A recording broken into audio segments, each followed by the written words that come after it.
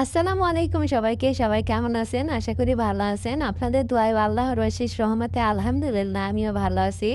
চলে এলাম নতুন একটা ভিডিও নিয়ে। আশা করি আপনাদের সবার ভালো লাগবে। সকালবেলা ঘুম থেকে উঠে মেয়েদের মাথায় একটাই চিন্তা ঘুরপাক করে যে তাদের রুমের বিছানা কখন সুন্দর করে গুছগাছ করে গুছিয়ে রাখবে। এরকম চিন্তা আমার মাথাতেও সবসময় ঘুরপাক খায়। তো সকালে ঘুম থেকে উঠে আমার রুমটা আগে সুন্দর করে গুছিয়ে রেখে এই রুমে চলে এসেছিলাম। এই রুমটাতে আমার মেয়ে দিনের বেলা খেলাধুলা করে, এজন্য এটা ভালো করে পরিষ্কার করে সবসময় রাখি। আমি আমার কাজগুলো করতে থাকি আর বিবাহিত মেয়েদের কিছু কষ্টের কথা আপনাদের সঙ্গে শেয়ার করি।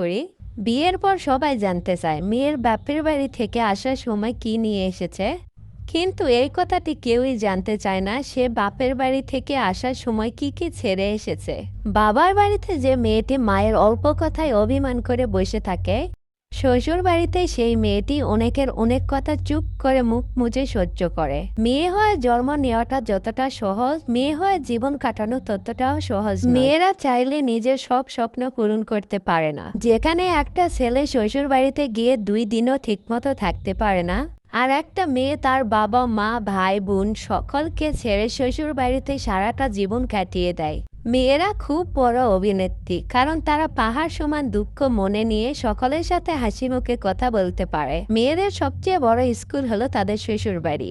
সেখানে কোনো শিক্ষকের অভাব থাকে না। শ্বশুর বাড়িতে সব ভুল আর দোষ বাড়ির বউরাই করে, আর বাকি যে মানুষগুলো আছে তারা কখনোই ভুল করতে পারে না। শ্বশুর বাড়িতে তুমি যতই সত্য কথা বলো, সব সময় বউদেরই মিথ্যাবাদী বলা হয়। মেয়েদের জীবন বড়ই অদ্ভুত। মেনে নিতে নিতে আর মানিয়ে চলতে চলতেই জীবন শেষ। লোকে বলে মেয়েদের নাকি কোনো বাড়ি হয় না। সত্যি বলতে মেয়েদের ছাড়া কোনো বাড়ি সম্পূর্ণই হয় না। মেয়েদের কষ্ট সহজে কেউ বুঝতে পারে না।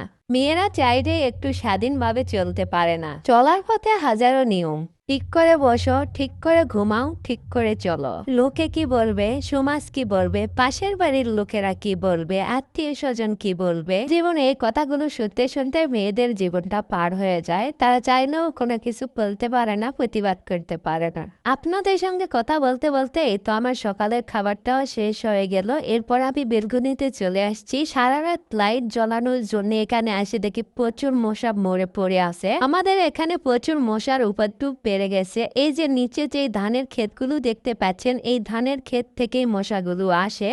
এখানে আবার আমার মনে পড়ছে যে আমার মেয়ের 2 জোড়া জুতা আছে, সেই জুতাগুলো রোদে দিতে হবে। এখানে আমি সুন্দর করে জুতাগুলো রেখে দিচ্ছি, রোদ পড়ছে এখানে। সকালবেলা থেকে কাজ শুরু করলে খুব তাড়াতাড়ি কাজগুলো হয়ে যায় আর দিনটাও খুব ভালো কাটে। বাকি যে রান্নাগুলো থাকে সেই রান্নাগুলো খুব ইজিলি করা যায়, কোনো ঝামেলাই মনে হয় না। আমার হাতের সবগুলো কাজ শেষ করে এখানে রান্না করতে চলে এসেছি। আজকে আমি রান্না করব 3 প্রকারের সবজি দিয়ে মাছের ঝোল। আমাদের বাড়িতে প্রত্যেক দিনই যে কোনো এক ধরনের মাছ রান্না করা হয়। আমার মেয়ে মাছ খেতে ভীষণ পছন্দ করে, ওর জন্য প্রতিদিন এক প্রকার মাছ রান্না করা হয়। আমিও চেষ্টা করি আমার মেয়েটা যেটা পছন্দ করে সেটাই রান্না করে দিতে।